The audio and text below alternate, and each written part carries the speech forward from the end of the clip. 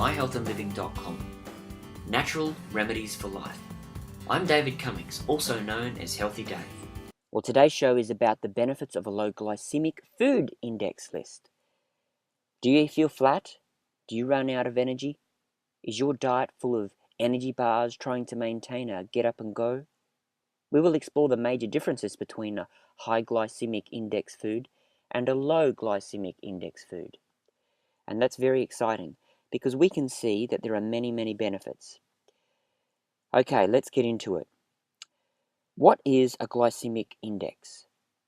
What does GI mean? GI basically stands for glycemic index, and it's a numerical scale used to indicate how fast and how high a particular food can raise our blood glucose or sugar levels.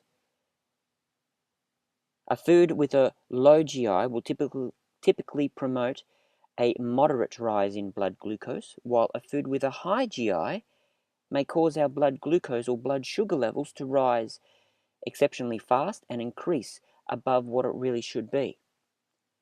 Glycemic index can help you control your blood sugar levels and in turn help prevent obesity, cancer, heart disease, improve cholesterol levels, and of course help maintain a healthy weight. Take a look at the basic principles of a low GI diet for your lifestyle.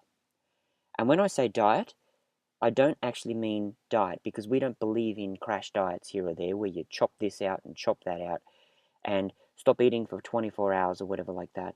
We believe diets really is a lifestyle choice. It is thinking about food in the correct way. So whenever you hear me say diet, I'm really referring to your food intake as a lifestyle choice. Now, some of the benefits of having a low GI food diet will include longer lasting energy. You will control your whole health a lot better. You will have a younger looking skin. And of course, you will feel as if you can do a lot more and achieve a lot more in your life as well. And that's very important because if you're constantly eating sugars and going on a high then crashing down low, it's not really good for a stable way to achieve your life. If you're stable with foods which carry you through with longer lasting energy, you can literally achieve more. It's all about balance, balance, and balance. So before we get right into it, if you concentrate on eating a well-balanced fruit and veg and grain diet with limited sugar and sweets and limited meats in your diet, then you won't have to worry about the GI factor really at all. In general, coloured veggies are better than white ones. Sweet potato is more fulfilling than a white potato, and it will give you longer lasting energy over a longer period of time, and it is just considered better for you. So keep that in mind when you hear this whole spiel and when you're even looking at what food is a higher GI and which one is a lower GI. There's always a reason for it. And it really comes back down to simplistic and complex. If things are too simplistic, like in sugars, it will burn very quickly. But if it's more complex, it will break down slower over time. I hope that helps. So knowing these things, you can really help choose your own healthy lifestyle. But one final point before we get right into it, and that is proper exercise and walking every day is very important. And a lot of people forget about that sort of thing. They think, concentrate on food, concentrate on GI, concentrate on the sugar levels, but they forget to move. They forget to exercise. And by simple walking, that is a great exercise. That's what you should be doing at least every day. So let's consider that glycemic index foods, they ranked and they have different measures for each type of food. With that in mind, let's have a quick look at what types of foods are high GI and what types of food are low GI. And just remember that it's a measure of how much blood glucose increases in the 2 to 3 hours after eating. We need to establish what a GI index is. Now, the glycemic index was really put together by a professor back in 1981, and he established that it was too simple to say that things were either simple sugars and carbohydrates or complex sugars and carbohydrates. And then he made this table up. And the table is really divided up in 0 to 55, which is a low GI measurement, and then a medium measurement, which is 56 to 69, and a high GI index was 70 or more. And it's all to do with the amount of glucose in your bloodstream, but you have to have a base measure first, a base of 100. So where you see these numbers, they all relate back to a base measurement. So the numbers are percentages with respect to the reference food. They're given with respect to the glucose. So low GI foods like cherries or red lentils, whole milk, and let's say apples, they're all low GI foods, which means the sugar levels break down a lot slower compared to with the original base food, which is equivalent to 100. So if it was breaking down at the same rate as the white bread was, let's say for argument's sake, then it would be 100 because it's the same breakdown rate. However, look at red lentils, they have a GI level of about 26, which means it's a lot slower in breaking down, 26%. So here's some medium glycemic index foods, and that is honey, 58, sultanas, 56, couscous, 65, muesli bars, 68, and as you can see, they break down a lot slower, which is good. It gives you longer lasting energy all round, which is great. High glycemic foods might include some Cheerios, some watermelon, white bread, jelly beans, rice cakes, those types of things where they have a higher sugar level breakdown level. Now we're going to have a look at the quality of the carbohydrates and not the quantity. See, a lot of people think it's all about the quantity, but really, if you have a little bit of bad stuff every day in your life, it's all going to add up. Same with foods. If you eat the bad foods every day, they will all add up. So a lot of people still think that the plain table sugar is what you need to avoid. But really, in terms of GI foods, you need to consider that complex carbohydrates are a lot better than the simple carbohydrates. For instance, potatoes might be worse than some table sugar. You really got to consider what you are eating and consider the GI levels. It's very important to understand it's the quality of the carbohydrates, not necessarily the quantity. So when you make use of this glycemic index, you can really see where your diet lies. Is it in the high range, or is it in the medium range, or it is in the low range? If it's in the low to medium, then you'll have longer lasting energy and you won't spike and then crash and burn. And that's very important because otherwise you're going to be constantly running out of energy. Now, when you make use of the glycemic index to prepare your healthy meals, it is there to help control your blood glucose levels and keep that under control. This is especially important for people with diabetes or athletes or people who are just overweight who want to really make a difference. Then they should know what affects their bodies and how it affects their bodies. What is adverse and what is good.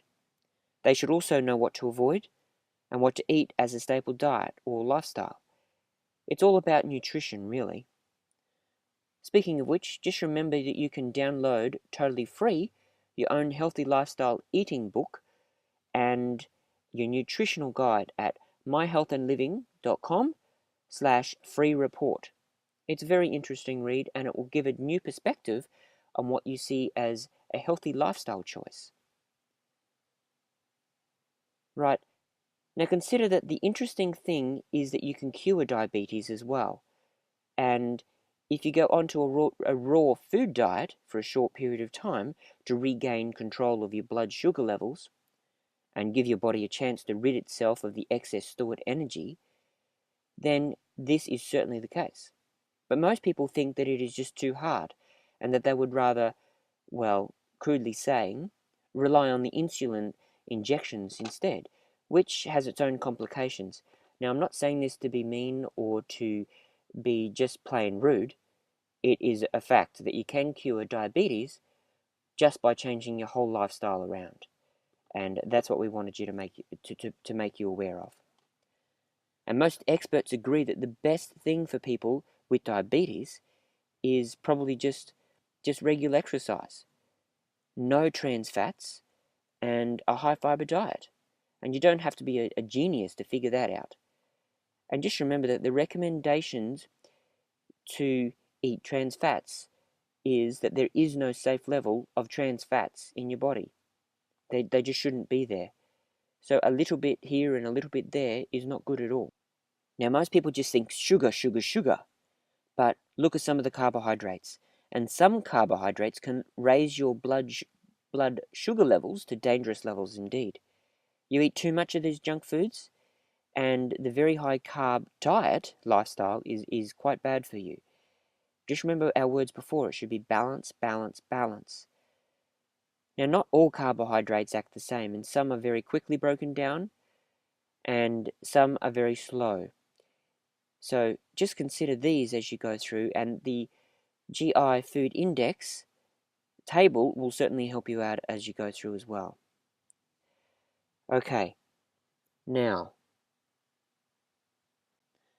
please note that the GI value tells you only how rapidly the particular carbohydrate turns into glucose. It does not tell you how much of that carbohydrate is serving as the particular food. So you may have to eat 200 grams of a food to equate to the equivalent measure of a bad GI food. Just saying that again, you may have to eat, let's say, 200 grams of one food to get the equivalent of, let's say, 50 grams of a high GI reading, versus only 100 grams of another food to get the same equivalent 50 grams of that GI reading. And that's important because sometimes you can be eating this food and thinking, yes, it's doing me harm, when in fact you're only eating a little bit of it and it has such a low GI reading that it's not going to do anything at all. Where other foods you could be putting into your mouth, you're eating a lot more of it, and you could be absorbing that a lot quicker than what you really expect. So the GI table really helps define which foods we should be avoiding and really what ones to try and stick with as a staple diet. Now, as I mentioned last time, the whole research on GI foods really began in 1981, where they thought it was too simplistic to say it was either simple sugars and carbohydrates or complex sugars and carbohydrates. So they've developed a table, and much research has gone in since then, and the Harvard School of Public Health have got involved, New Zealand Institute of Crop and Food Research have got involved, and there's many others who have really put their 2 bobs worth in just to make sure that things are refined and tested, and the whole GI food table really has been refined a lot. So most foods are now showing on the GI table, which is great, and I'll give you that link later if you want to go find out more. It really explains a lot of foods, and especially if you think, well, there's got to be so much more. So that link, I should say, is at www.mendoza.com gilists.htm.